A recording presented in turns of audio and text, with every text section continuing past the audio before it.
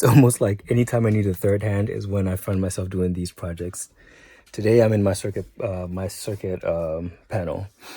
So what's happening is in my garage there's two sockets, and by sockets I just mean exactly like that. So I guess one socket with two plugs. There were appliances plugged into it, and sometime this morning I realized those appliances were not working.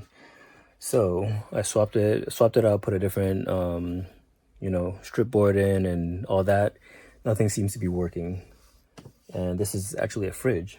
This happens to be that guy here. So I turned it off, tried it again, no dice. So I got a new breaker from one of my box stores. I'm about to swap that out, well, swap this out for this, see if that fixes the issue. One thing to keep in mind is all these numbers that show up here. That's 15, 15, 15. Some of them are 20, 15. This one's a 30, like a chained 30. This one's a chained 25. These two are 50s. That means 50 amps, 30 amps, 25 amps. That's the load on that particular circuit. All right, so I'm gonna swap this out. I have my circuit tester. I've heard various things about this, them being not good, and well, them not being good, etc., etc. But this is what I have on hand, so I'm going to use that, and I'm just going to make sure I don't touch any live copper with my bare hands, and that means not touching anything that looks like yellow like that. So even though those are ground wires, I'm still going to pretend I have no idea that they're ground wires, and I'm not going to touch them. Be on the safe side. Be smart. All right, so this seems to have power in it to some degree, but when I touch the wire, I get nothing. This one's on. It's beeping rapidly. Does the same thing. The wire, nothing. The guys back here, nothing, because all these guys are supposed to be neutral. All the guys here are supposed to be ground, but they're all in between powered, hot wires. So this is the one I'm taking off. I took off the face clearly. I made sure this guy was off, and where's the third hand when you need it? From what I see, there's like a pinching mechanism right there, and this part in the back is more like your anchor. So it anchors in that way, and then the pinching device is there. You push it onto the pinching device like so. Now let's take a look. So it comes out that way. The pinching device is that bar back there, and it almost seems like it's being grounded into it. I have my hot wire going into the circuit right there, and it actually tells you how much of the wire to strip, so you can actually use that as a measure.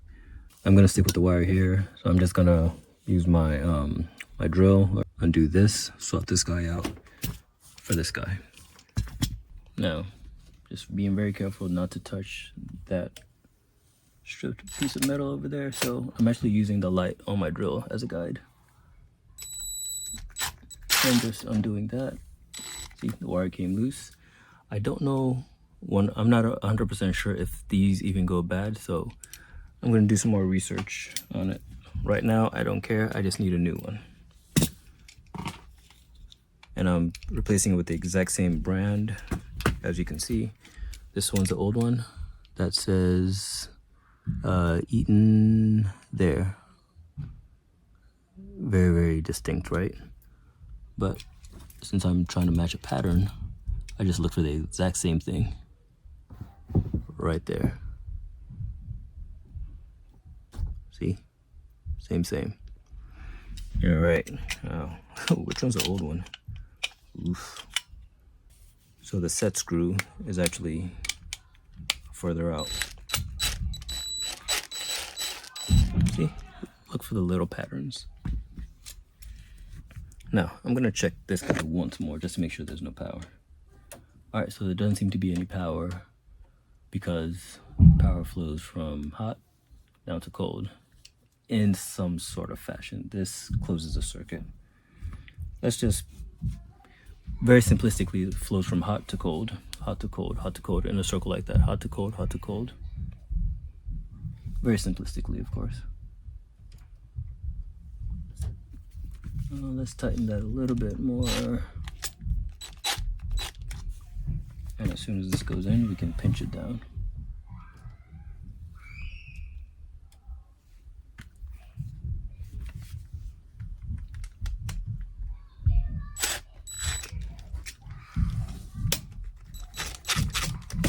All right, easy peasy.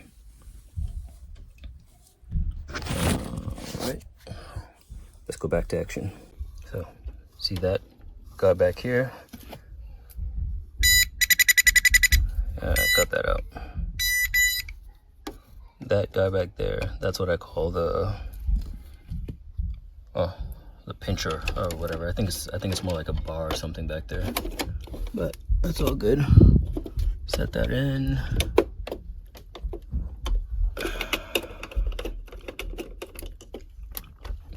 I need 2 hands for this.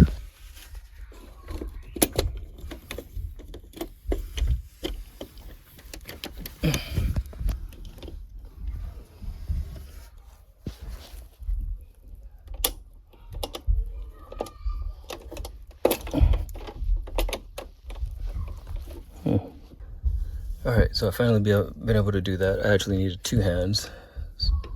They come out similar fashion. They come out, but in the back here, I had to make sure that those tabs in the back aligned perfectly. Yeah, since they didn't align the first time, I needed my focus. And I had to drop the camera, or the phone rather.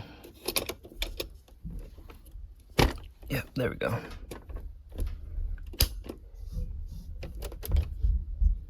All right, so I'll turn this guy back on and let's run to the garage and see what's happening. Okay, so while you're busy messing around in your circuit panel, make sure you have the right circuit that you're dealing with. In my case, I'm dealing with the wrong one, so this is mislabeled from the builder. It's off right now, but in the garage I just plugged something into the working plug right now and it immediately started serving power. So I'm gonna leave this on. I don't know exactly what it goes to right now, but I'm gonna make a note to come back and probably relabel this because it's not a good look. If that says garage, that needs to serve the garage. Right now I don't know what it's serving. Or do you want better? I know exactly what served it, and it's whatever is tied to this guy. So this is a GFI, and in my finding, this was flipped. So one of these lights was on, meaning something overloaded this circuit or this plug, tripping the safety mechanism and turning power off to this circuit and every other thing that's tied to the circuit. Essentially everything that's daisy chained to it. And that's a good thing because it protects you in case a device is pulling too much current or power. It causes the circuit to overload and immediately trips it and prevents that appliance from getting too much power, overheating, and probably causing a fire. Not just to this circuit, but to anything else that's tied to that circuit. So it did its job. Now I need to go trace a couple of wires, figure out exactly why that circuit or that circuit breaker isn't serving this one back here. So my hunt continues. All right, thank you. And make sure to be safe out there. If you're not comfortable with this, hire a professional or consult Google many times and then get that professional that answers your questions. Otherwise, find a friend that knows exactly what they're doing around your wires and make sure they don't get them crossed. See you later. And hey, this is Clifford from Ovation Home Renovation. Definitely check out the rest of the channel. I'm always here to answer questions within my capacity. If I don't know it, I'll definitely let you know, and I'm going to go do some research. But whatever it is, we're going to find a way to answer your questions. So, sayonara, and good night, good morning, and good afternoon, wherever you are. All right, catch you later. For your voltage, they might be standard. It's going to be a 220 coming in or a 120 coming in. So that's the range between 120 volts and 240 volts. You're gonna want to stay between those two. Anything outside of that, I want to say is industrial, but it also depends on, you know, what kind of power hungry devices you have in your home.